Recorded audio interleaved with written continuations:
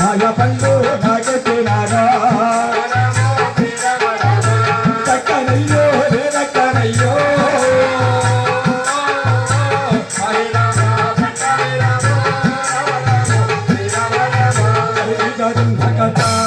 అలా బాధపడుతున్నది రంగమదేవి. అలా బాధపడుతున్న రంగమదేవిని ఎవరు చూస్తారయ్యా?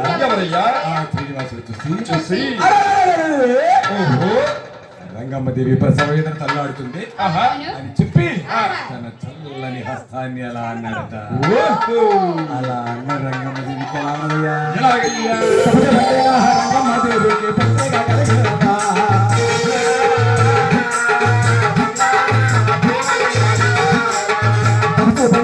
రంగమ్మదేవి చిత్రగా కలిగేదా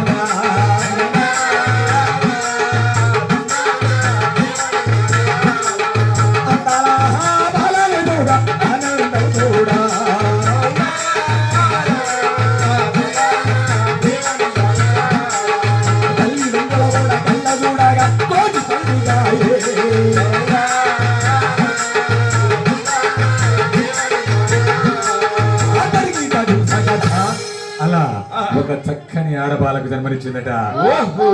బాల ఈ విధంగా ఉన్నదయ్యా, బంగారు కొన్ని ఛాయలు తగ తగ తగ తగ పెరిసిపోతూ ఉన్నదట.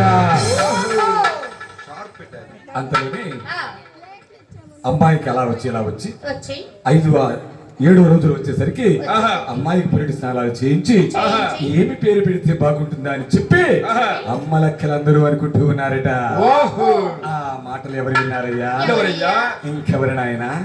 రతనాల రంగమ్మదేవిని విని అమ్మలారా, ఆ శ్రీనివాసుడి నాకు సంతాన భాగ్యాలు ప్రసాదించాడు కాబట్టి ఆ శ్రీనివాసుడి వచ్చి నా బిడ్డకు పేరు పెట్టాలి కానీ మీరెవరు కూడా నా బిడ్డకు పేరు పెడతానికి వీలు లేదమ్మా అని చెప్పి ఆ శ్రీనివాసుడు ఏ విధంగా ధ్యానిస్తున్నదయ్యా?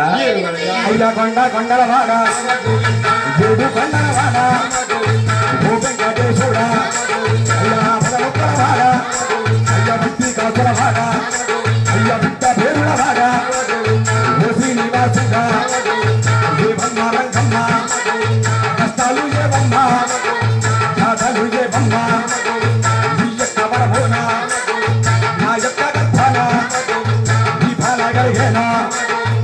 బాలకైనాను నామకరణాలు నువ్వు పెట్టిపోవయ్యా ఓ శ్రీనివాసుడా.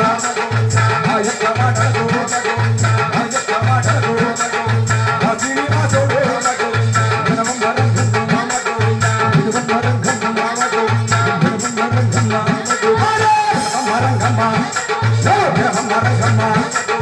ఈ బాలకైనాను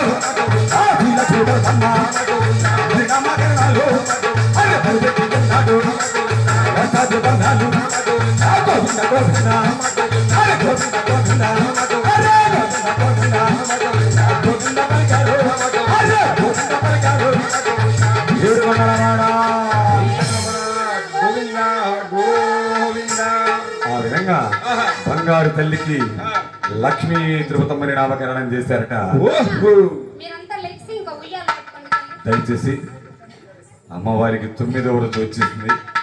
మరి మన గ్రామంలో మన ఇంట్లో ఈ విధంగా 9వ రోజు